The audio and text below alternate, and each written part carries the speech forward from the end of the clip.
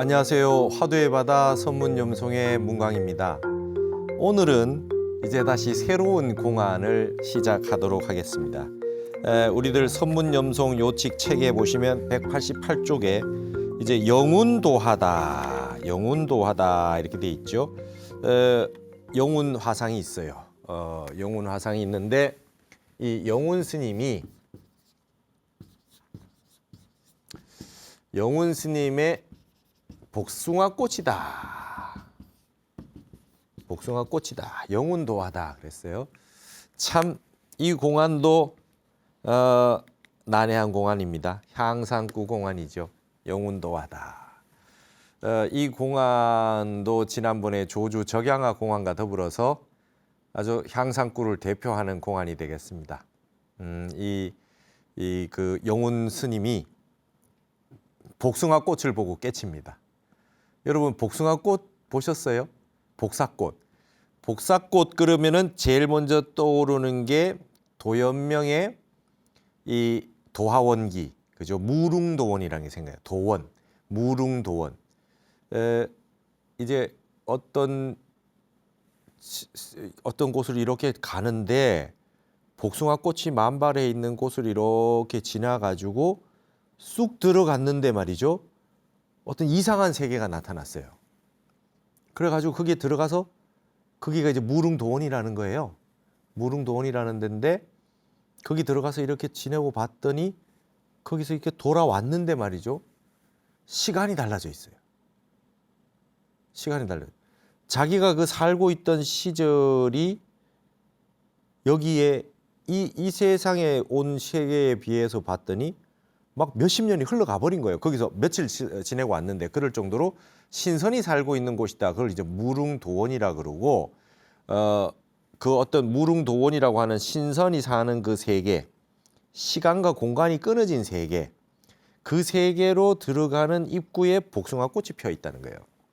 그래서 이제 우리는 이제 그 또 뭡니까? 뭐 이제 사주팔자 보면 도화살이라고 나와요. 도화살. 복숭아꽃을 도화살이라 그러는데 그게 이제 이성 간의 관계, 뭐 그다음에 도화살이 많으면 뭐 어떤 뭐 술집이 어떻고 뭐 이런 식으로 인기가 많고 뭐 이걸 도화살이라고 하는데 그럼 복숭아꽃이 어떤지 아십니까? 저도 전혀 모르고 있다가 저도 이제 뭐 자연의 뭐 꽃이나 이런 걸 잘 몰랐어요.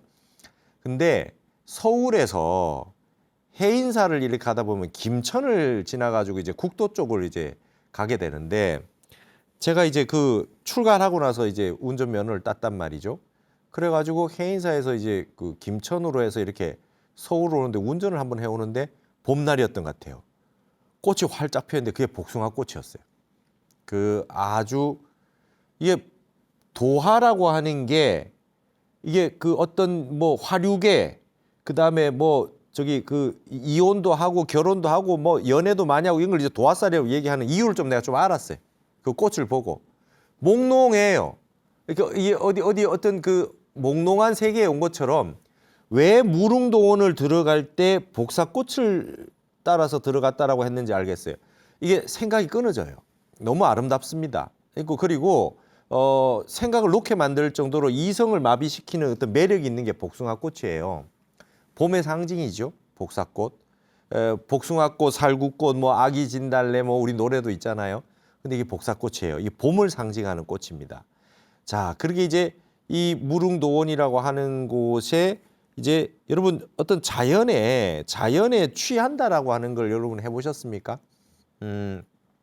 세상에 그 어떤 인공적인 것도 자연의 위대함에 비하면 별것 아닌 겁니다. 그래서 칸트라고 하는 서양의 철학자가 그죠?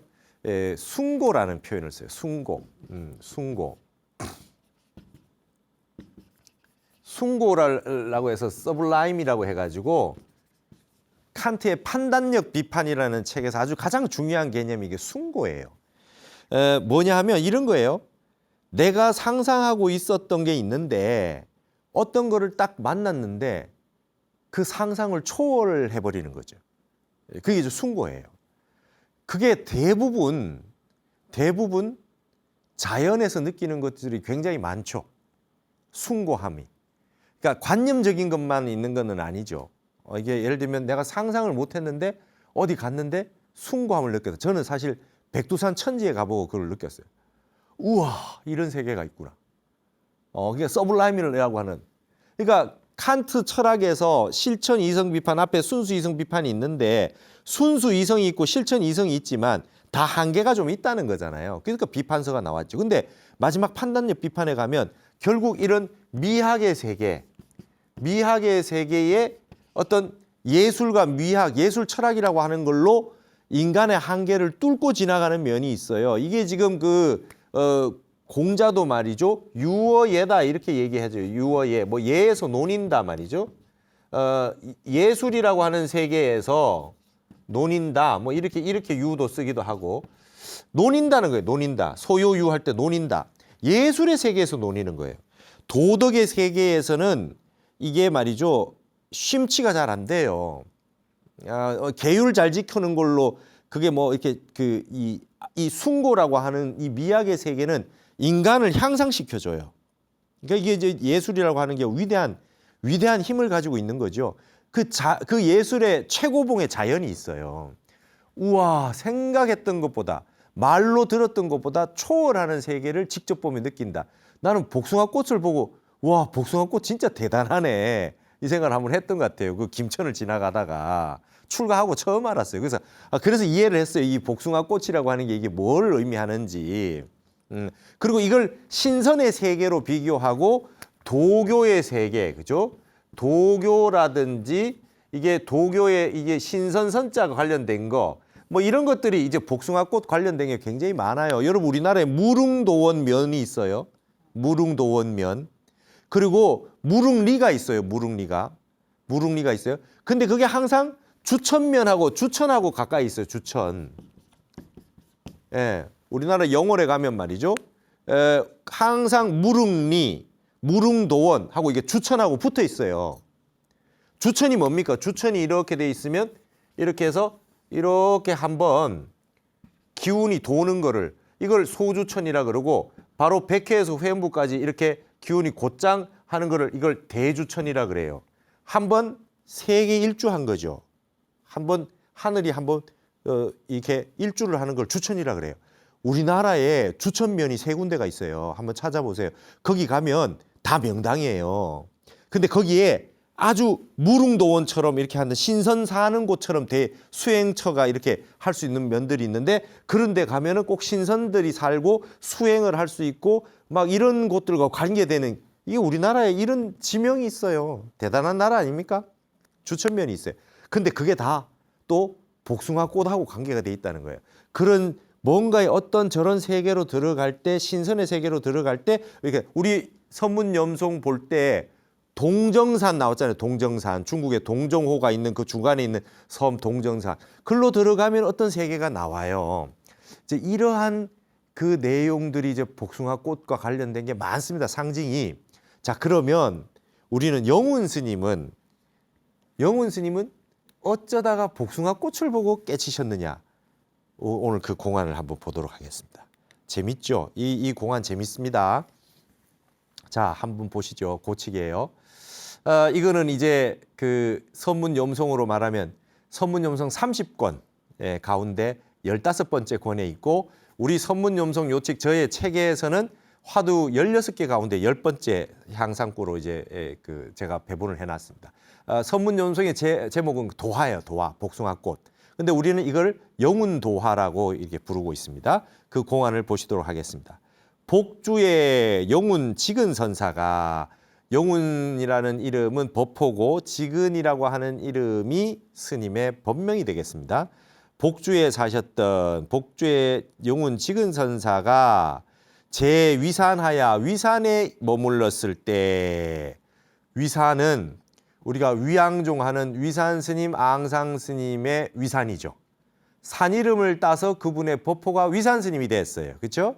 예를 들면 우리가 여기 지금 남산에 사시는데 큰 스님 한 분 계시면 그냥 산 이름을 쓰는 거예요. 그건 남산 스님 하는 거예요. 남산 스님. 서산대사 서산 스님이라 그러고요. 그죠? 우리 그 해인사에 그 지관 스님이라는 큰 대강백 스님이 계셨어요. 입정하셨죠. 스님이 법호가 가산입니다. 가산. 그죠? 가산. 가야산이죠. 가야산. 가산지관선사잖아요. 가야산이라고 그래요. 해인사가 가야산이잖아요. 그게 가산을 쓴단 말이죠. 저런 식으로 쓰셨단 말이죠. 그래서 위산 스님도 마찬가지죠. 위산 스님도 위산을 대표하는 분으로 그냥 자기 당신께서 그냥 법호를 쓰신 거예요. 나는 위산이다. 그러면 이제 위산에 있었다라고 하는 거는 지명에 위산에 있었다는 뜻도 되지만 위산 스님을 모시고 그 회상에서 정진을 하고 사셨다. 이렇게 제 위산이다. 위산에 있었다라고 하는 거는 위산 스님을 모시고 사셨다라는 뜻도 있어요. 그렇죠? 그렇게 되죠. 내가 가산에 있었다 그러면 가야산에 살았다는 뜻도 되지만 스님을 모시고 살았다 이 뜻도 된다 이 말입니다. 그래서 정진을 하고 계시다가 그러니까 이제 아시겠죠, 여러분. 영운 스님은 위산 스님의 제자예요. 위산 앙산 스님 있는데 위산 스님의 제자 밑에 앙산 스님이라고 하는 분이 소석가예요. 이분은 아주 생이지지입니다. 아주 엄청난 제자였어요. 그래서 아예 그냥 위산종 이렇게 안 하고 위양종이라 그랬잖아요. 위산 스님, 앙산 스님을 따서 위양종이라 그랬는데 위산 스님의 또 다른 제자가 여기에 지금 영운 지근선사예요. 근데 이분도 도인이에요. 근데 그 종파는 앙산 스님이 워낙 출중해서 그런가 위양종이라 그랬죠. 근데 똑같이 위산 스님의 제자였어요. 아주 도인입니다. 영운 지근선사가. 위산 스님을 모시고 공부를 위산에서 하고 있다가 인견 도화오도하니 하고 이런 말만 들어도 기분이 좋아요. 다른 분이 깨치셨지만 이런 말만 들어도 기분이 좋아요. 얼마나 좋습니까? 인견 몸으로 인하여 복사꽃을 봄으로 인해서 오도했다. 깨달음을 얻었어요. 그 깨달음의 내용이 이제 유개왈하니 하되 개송이 이렇게 나와요. 이게 말이죠. 그냥 복숭아꽃을 쳐다보고 있다고 깨달아지는 건 아니는 건 이제 아시겠죠? 예. 선정 상태에 들어있다가 보는 찰나 듣는 찰나 선정에서 사중득활, 대사각할 그 선정에 깊이 들어가서 마치 죽어 있는 것처럼 감각이 없어지고 한 생각으로 선정이 쭉 지속이 되다가 딱 터질 때 보는 찰나 듣는 찰나 선정이 박살이 나면서 터질 때 그때 순간에 인연이 어떤 인연이냐? 복숭아꽃을 보고 터진 거예요. 우리나라의 간어람에 무학대사는 달 보고 깨쳤고 그다음에 망공스님은 닭 우는 소리 듣고 처음에 깨쳤고 다 다르잖아요. 다 달라요, 스님들이. 예, 우리 붓다 열애께서는 말이죠. 인명성 오도했다. 샛별 보고 깨쳤다. 근데 그게 뭐를 보고 해서 깨치는 게 아니라 선정 상태에 쭉 들어가서 무르익어서 그 선정을 완전히 다 깊이 있는 선정에 들어갔다가 그 다음에 보는 찰나 듣는 찰나 그 반연해서 터지는데 영운 스님은 복숭아꽃이 그 반연이 됐어요. 복숭아꽃을 보는데 그냥 박살이 났어. 선정이 박살이 나면서 탁 깨쳤어요. 그러고 나서 이제 오도송을 읊었습니다. 뭐라고 읊었느냐. 30년 내 심건객이 30년 동안 지속되어 오던 심건객이죠. 심검객, 칼을 찾던 나그네가 여러분 우리 많이 쓰는 말 있잖아요. 심검당. 우리가 요사체 가면 절에 요사체 가면 심검당이라고 돼 있잖아요. 심검당이다. 심검당이다. 이건 심검객이 그래놨습니다. 30년 동안 칼을 찾던 나그네가 여러분 심검당이라고 하는 말의 근원이 여기서 나왔어요. 이 영운 지근선사의 오도송에서 이제 보편화되기 시작했어요. 취모검을 찾는다. 그죠? 우리가 가지고 있는 지혜 복음을 찾는다는 말을 많이 하지만 특히나 이 영운 지근선사가 오도송에서 30년 동안 칼을 찾던 나그네가 이랬어요. 여러분 30년 수행하신 거예요. 비로소 복숭아꽃을 보고 30년 만에 깨달음을 얻으셨다 이 말이지요. 기회 낙엽 기축이요. 기회 몇 번이나 몇 차례나 잎이 떨어지고 추지 가지가 났던 곳. 그 복숭아꽃이 그 위산 스님 회상에 있었겠죠. 30년을 공부를 했어요. 30년을 공부를 하셨는데 도대체 몇 번이나 잎이 지고 가지가 돋고 잎이 지고 낙엽이 됐다가 다시 그 다음에 새싹이 나고 꽃이 피고 도대체 얼마나 많이 했겠냐. 근데 왜 이번에 딱 복숭아 꽃을 봤는데 왜 이번에 깨쳤냐 이거예요. 이게 기연이다 이 말이에요. 깊은 선정 상태에서 30년 수도를 하시다가 복숭아 꽃을 보고 깨달으셨다. 참, 그동안 수없이 많이 잎이 피었다가 꽃이 피었다가 그 다음에 낙엽이 됐다가 얼마나 많은 이런 세월이 반복이 됐냐 이런 얘기입니다. 이 속에 그 깊이 있는 수행을 하셨던 그 이력들이 다 담겨 있죠. 자종일견 도화후로 자종이라고 하는 뭐뭐로부터 맞아요. 뭐뭐로 했던 시절로부터 일견 도화후로 한 번 복숭아 꽃을 본 이후로 직지여금 갱불이라 직지여금 곧장 지금에 이르기까지 다시금 의심이 없도다. 직지여금 갱불이라. 여러분 오도 하셔가지고 도가 환하게 터지고 나니까 세상 만사 의심스러운 게 하나도 없어요. 다 알겠는 거예요. 복숭아꽃 한번 보고 난 다음에는 세상에 의심스러운 게 하나도 없다. 멋진 오도송입니다. 그렇죠? 이런 우리가 본래 부처고 본각의 세계에 살고 있지만 그래도 우리가 공부가 다 되지 못한 불성의 그 성인의 탯줄을 가지고 타고 났지만 시각 다시 한번 이 깨쳐가지고 성불 견성성불을 하는 걸 이제 못하고 이렇게 살고들 있는데 이와 같이 30년 수도를 하셔가지고 복숭아꽃 피는 걸 한번 본 이후로는 다시금 의심스러운 일이 없어졌도다.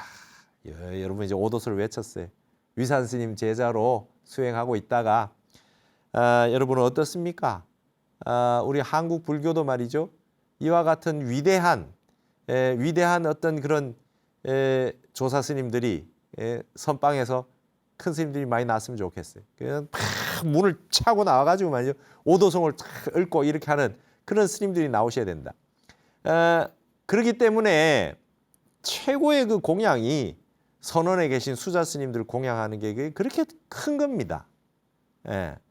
무심으로 수행을 하고 계시고 선방의 스님들은 요즘 뭐 하시냐 이런 말 하면 안 돼요. 이 30년 내 심근객이 30년 동안 칼을 찼던 나그네가 그 도인 위산 스님 밑에서도 못 깨닫고 있다가 30년 만에 터지고 나서 이렇게 오도성이 나오는 거 아닙니까? 그런 선언이 유지되고 있는 한 한국 불교는 무너지지 않습니다. 어마어마한 불교가 이 참선에 있어요. 엄청난 불교를 가지고 있습니다. 이거 우리 그대로 가지고 있잖아요. 이 지금 위산 스님, 앙상 스님 이분들이 말이죠. 위산 스님이 지금 700년대부터 853년인가 돌아가셨잖아요. 8세기, 9세기 분이고 이 영훈 스님도 그때 시절의 분이잖아요. 근데 그때 하셨던 그 선언의 가풍이 한국에 있어요. 중국은 뭐 모택동 문화대혁명하고 뭐 다 없어져 버렸잖아요. 전통은 다 끊어버리고 없애고 뭐 일본은 뭐 대처승하고 뭐 완전히 그랬는데 한국이 이게 한가닥 한국에 남아 있는 겁니다. 자긍심을 가져야 돼요. 이 어마어마한 선언의 문화, 선언 대중 공양도 하시고 선언의 수자 스님들을 아주 높이 떠받들어야 돼요. 아주 거기에서 도인이 나와가지고 불교에 불을 붙여가지고 다시 법륜을 굴리시는 거 아니겠어요? 그게 이렇게 딱 했더니 보세요.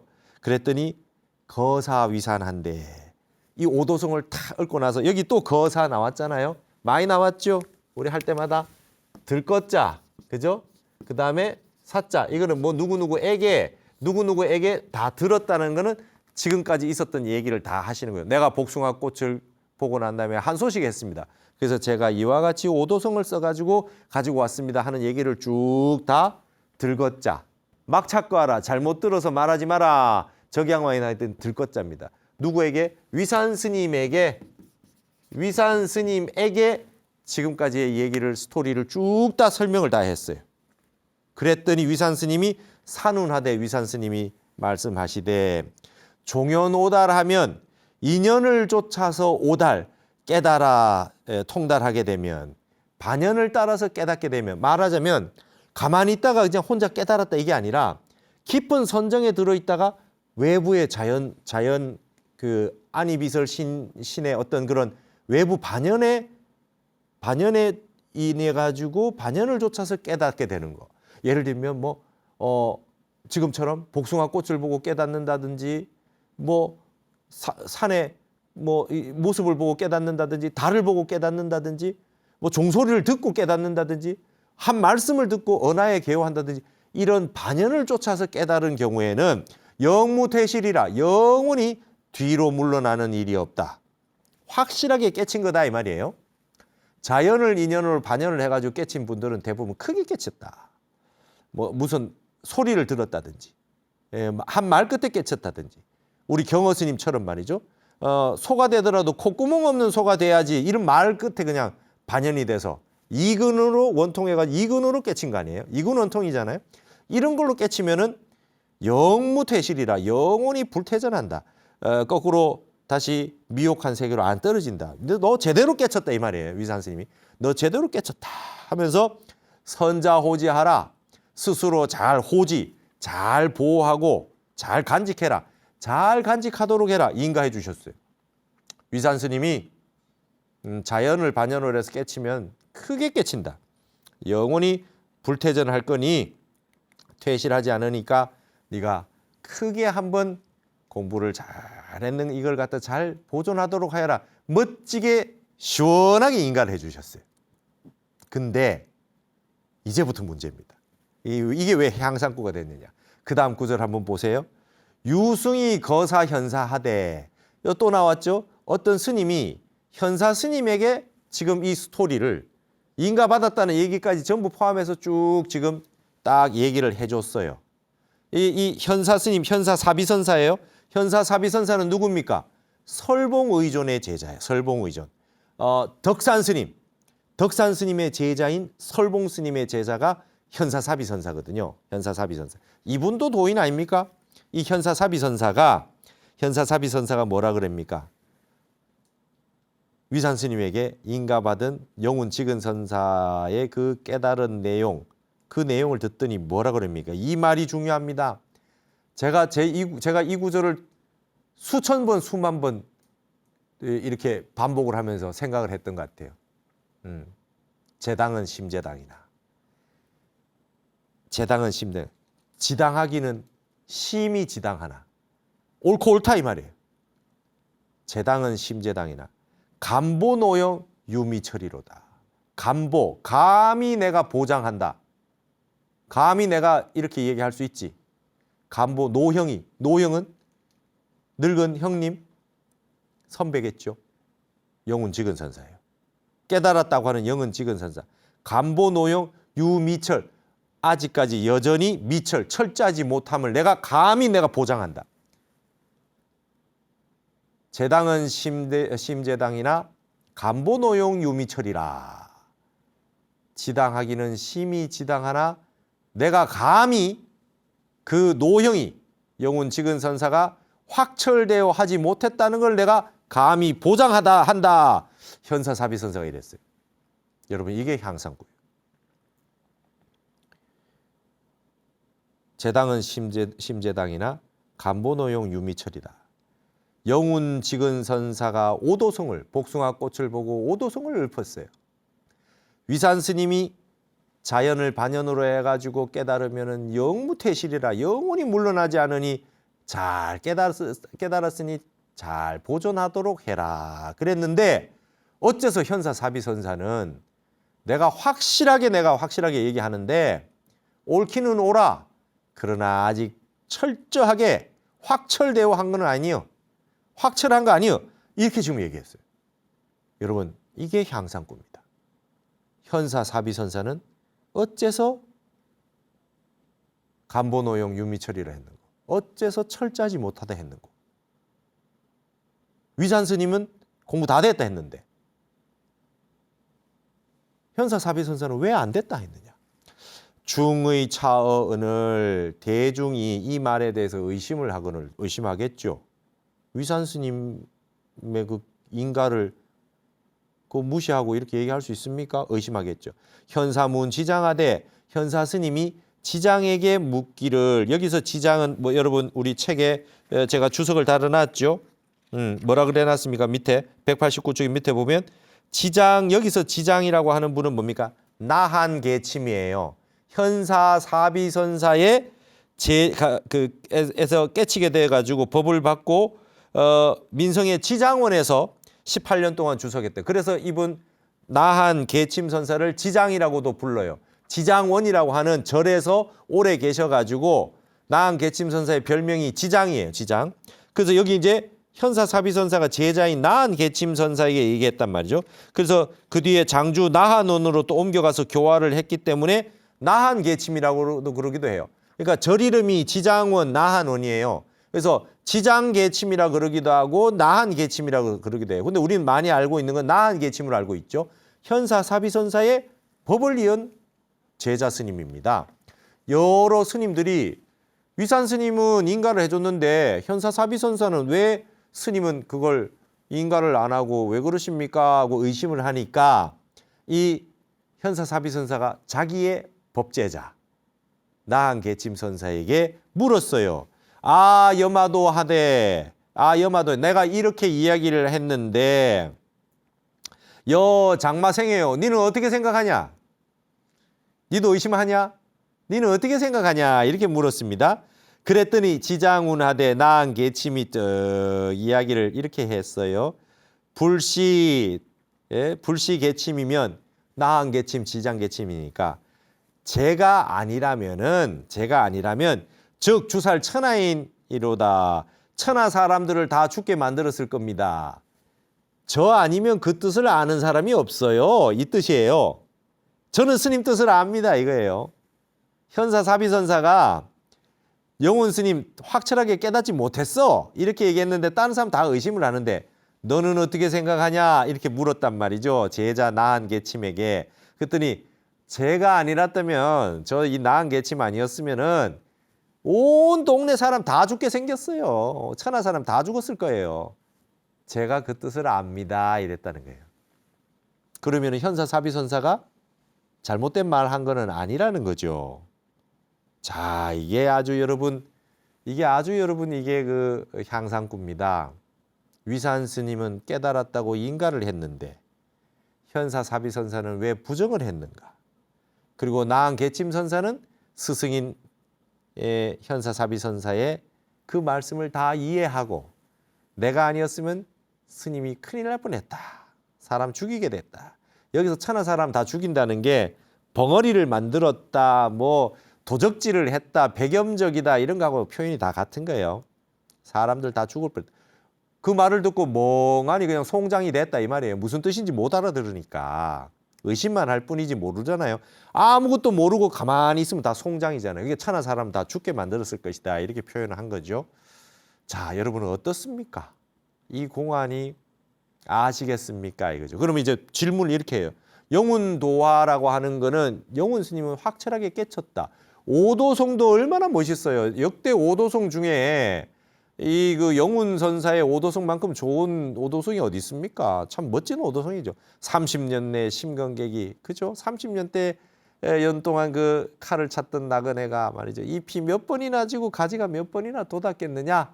자종일견 도화후로 한번 복숭아 꽃을 본 이후로는 직지여금 갱불이라 다시금 의심이 없다.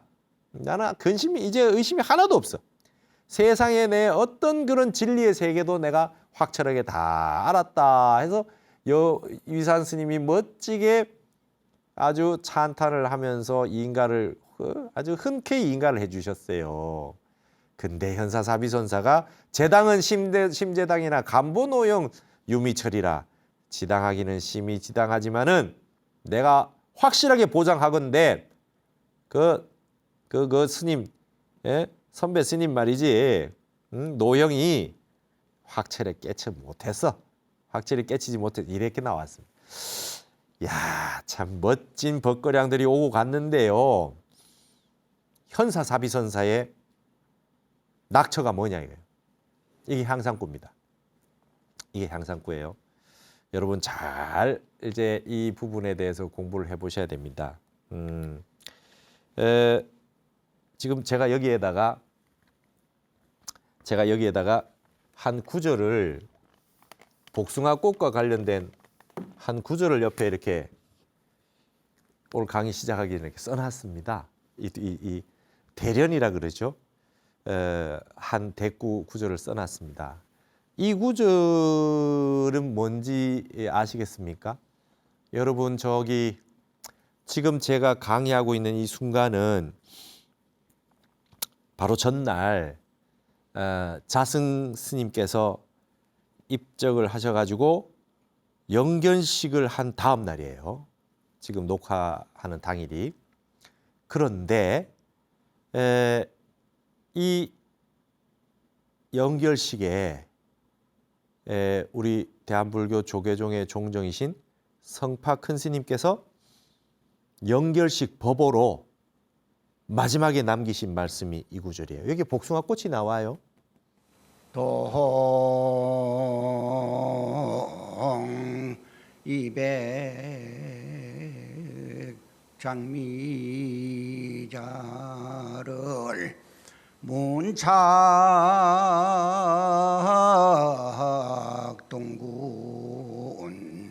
자부지를 복숭아꽃과 오얏나무꽃과 장미꽃의 그 소식을 봄에 깨물었는데 봄지도 모른다. 그 법문이 아주 멋진 법문입니다. 살아있는 법문을 해주셨어요. 근데 자 다른 분들은 모른다고 해도 우리 선문염승 강의를 듣는 분이라면은 마지막에 법문 다 하시고 맨 마지막에 종정 큰 스님께서 개송을 읊으셨어요. 그걸 딱 듣고 내가 저 공부했던 건데 이렇게 나와야 돼요. 이 뭔지 멍하니 이게 모르고 있으면 여기에 송장된 거예요. 송장된 거. 뭔 말인지 모르고 멍하게 있는 걸 여기 지금 나은 개침 선사가 그러잖아요. 나 아니면 다 사람들 천하 사람 다 죽었을 거야. 송장됐을 거야. 내가 그 무슨 뜻인지 안다 이거잖아요. 이 구절입니다. 이 구절. 이 구절을 종정 스님께서 딱 마지막으로 이 개송을 읊고 법문을 마감하시고 이 법상을 3번 쿵쿵쿵 3번 찍고 내려오셨어요. 여러분 이 구절이 어디 있는지 한번 찾아봅시다. 공부 제대로 안 하신 게 드러나실 게입니다. 여기 지금 공부 다 했는 분들은 다 아시는데 우리 책에 59쪽 한번 보세요. 59쪽 보시면 여인 출정하 공안에 이 개송이 나와 있어요. 어떻게 나와 있느냐? 그쵸? 거기 나와 있죠? 59쪽에 보면 4번째 줄에 보면은 여인 출정하 기억나시죠? 부처님이 법문 끝나고 났는데 문수보살이 와보니까 어떤 한 보살님이 여자분이 선정에 들어있는 거예요. 아무리 해도 탄지를 하고 뭐 해도 깨어나지 않는데 그죠? 망명초집보살이 탄지 한 번에 깨어났다. 이 공안 기억나시죠? 여인 출정하 공안. 기억 안 나시면 다시 공부하세요. 거기에서 누가 하남승 선사가 송에 보면은 그런 말이 나와요. 그죠? 도홍리백 장미자를 문착동군 총부지로다 그랬어요. 뭐라 그랬어요? 복숭아꽃이 뿔고 이 지금 우리 영운 도화하기 때문에 관련이 있어서 또 올라서 제가 이걸 했습니다. 복숭아꽃이 뿔고 리백 그죠? 우리 이씨라고 하는 게 리자라고 하는 게 이게 오얏 리자 아닙니까? 오얏꽃이 희고 장미꽃이 뿔고요. 복숭아꽃 그다음에 이 뭡니까? 그 오얏꽃, 장미꽃 전부 이제 봄을 상징하는 거죠. 복숭아꽃은 빨갛고 그다음에 오얏꽃은 하얗고 장미꽃은 붉은데 이제 봄이 왔잖아요. 지금 용운 스님이 복숭아꽃 보고 깨치듯이 이제 봄이 왔어요. 이렇게 꽃이 다 펴서 있는데 문착동군 총부지로다. 문착 동군에게 물었어요. 여러분 동서남북 방위의 그 계절이 있죠. 동이 봄이에요. 그죠? 서쪽이 가을이고 남쪽이 여름이고 북쪽이 겨울이잖아요. 그러면 동군 동쪽의 임금 이 말은 이게 봄이란 뜻이죠. 봄. 보물동군이라 그래요. 동군에게 딱 물었는데 총부지를 도무지 알지 못하는구나. 여러분 봄이 와가지고 산하대지에 봄꽃들이 활짝 다 폈어요. 그런데 봄에게 이 봄 소식을 물었더니 봄이 몰라. 자기가 봄 소식을 물었는데 봄이 모르는데 총부지라 그랬어요. 근데 말이죠, 우리 종정 스님은 이 총부지를 스스로 자자로 바꾸셨더라고. 근데 이 구절을 쓰셨어요. 이 구절을 쓰셨어. 스스로 알지 못했도다 이렇게 바꾸셨어요.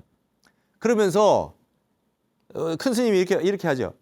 봄에게 이 복숭아꽃, 오야꽃, 장미꽃 이 꽃핀 소식을 봄에게 물었더니 봄지도 모르더라. 이렇게 법문하셨어요. 스스로 자자로 봄지도 모르더라.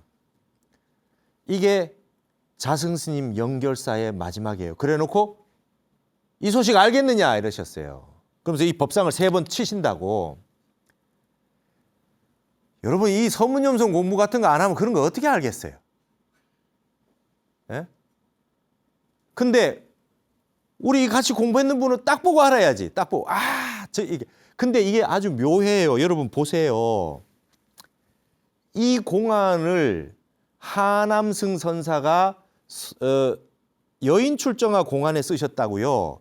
그러면 사람들이 옛날에 학자들도 선학 연구하는 학자들도 헛소리를 막 해요. 이거 옛날부터 있던 공안 이거 구절을 쓰는 게 이게 뭐 주체성도 없고 독창성도 없다고 이렇게 얘기해요. 그 별거 아니다 얘기해요. 천만의 말씀입니다. 그건 학자들이 뭘 몰라서 그래. 선지가 없어서 하는 소리예요. 이거 보세요. 이게 지금 뭔 말입니까? 여자가 선정에 들어있는데 문수보살이 아무리 선정에서 깨어나려고 해도 깨어나질 않아요. 이 여인이 깨어나려고 하지가 않아요. 근데 그보다 훨씬 못하다고 하는 망명보살, 초집보살이 나와서 탄지 한번 딱 했더니 여인이 깨어났잖아요. 거기에 대한 공안에 대한 송에서 시에서 마지막 2구절이 이래요. 복숭아꽃 빨갛게 피고 오야꽃 하얗게 피고 장미꽃 자주빛깔로 예쁘게 펴 있는데 그 꽃이 핀 그 소식을 봄에게 물었는데 도무지 알지 못하는구나 이렇게 됐단 말이에요. 그 뜻은 뭡니까? 여인의 선정이 대단하구나. 온 세상이 지금 꽃이 펴가지고 봄에 꽃이 활짝 다 피어 있는데도 여인이 선정에 들어있으니 그거를 선정에 들어있는 세계에 있으니 전혀 알지 못했다라고 하는 뜻으로 쓴 거죠. 이 개송은. 맞죠? 봄에게 물어봤는데도 봄이 온 줄 몰라요. 자, 반대로 영운도화는 어떻게 해요? 30년 동안 심건객 칼을 찾던 나그네가 매년 꽃이 피고 나무가 가지가 일었다가 잎이 피고 해가 계속 30년 동안 했는데 전혀 못 깨닫고 있다가 복숭아꽃 한번 탁 피는 걸로 그 다음에 완벽하게 깨달음을 얻었어요. 직지여금 갱불이라. 나는 이제 다시금 의심이 없다.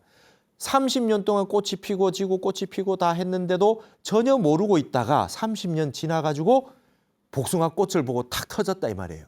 이분은 선정에서 터져 나온 거잖아요. 근데 여기는 여인이 선정에 들어가지고 꽃 피는 소식도 모르고 있어요. 그러니까 사중득할 했을 때 여인의 선정은 죽음 속에 있는 거고 지금 영운선사는 죽어 있다가 터져서 깨어난 거잖아요. 득활한 거 아니에요. 자, 근데 그런 구절인데 우리 종정스님은 이 구절을 연결사에서 자승스님 연결사에서 이 구절을 썼다. 이 구절은 그러면 여인 출정화에서 하남승선사가 썼던 그 의도와 같습니까? 다릅니까? 같다고 볼 수 있어요? 여기에 우리 한국 불교가 이게 살아 있습니다. 우리 큰 스님 보세요. 3분밖에 안 되는 법문이지만 멋지게 쓰시잖아요. 여기에 썼던 구절 똑같은 구절이지만 스스로 자자육 하나 싹 바꾸시면서 봄한테 그 봄 소식을 물어봤는데 봄지도 모르더라. 이게 무슨 소식이고? 이러고 법상에서 내려가셨어요. 여러분, 한국 불교가 그 호락호락한 불교가 아닙니다. 아주 멋진 법문하셨습니다. 이런 거를 알아먹어야 돼요. 안 그러면 송장이 돼서 천하의 주살 천하인이로다. 천하 사람을 다 죽인단 말이에요. 무슨 말인지 전혀 관심도 없고 그게 뭔 뜻인지도 모르고. 여러분, 저는 이거 딱 스님 종정 스님께서 이거 딱 읊으실 때 아하, 그 구절 그 개송을 읊으시는구나. 야, 근데 그거하고 다르게 쓰시는구나. 그거하고 완전히 다르게 쓰시는구나. 봄인 줄, 봄에 꽃 피고 봄에 살고 있는데도 봄 소식을 모르고 살고 있어요. 얼마나 큰 법문이에요. 백날을 살아도 밥맛을 모르고 사는 거라 우리가. 단박에 30년을 살아도 복사꽃을 봐도 모르고 지내다가 한 번 복사꽃을 보고 영운선사는 깨쳤잖아요. 이 복숭아꽃이 생각나서 이걸 읊었습니다. 자, 여러분, 선문염송을 공부하면 말이죠. 이렇게 향상의 세계, 최고의 세계라고 하는 게 이게 위가 있으면 아래도 있고 아래가 있으면 위도 있는데 뭐 위에 있는 것만 늘 좋다고는 할 수가 없어요. 그래도 이런 구절은 우리가 좀 알고 지내야 되지 않겠느냐. 그래서 영운도화를 보다가 우리 종정이신 성파큰 스님의 연결사의 마지막 개송이 떠올라서 이 말씀을 드렸습니다. 서문염송 열심히 공부합시다. 다음 주에 이어서 이제 본격적으로 이 영운도화의 이 화두 향상구 공안에 대해서 어째서 이 현사사비선사는 용운 스님을 확철하지 못하다고 얘기했는가, 거기에 대한 송들과 염을 공부하도록 하겠습니다. 다음 주에 만나겠습니다. 감사합니다.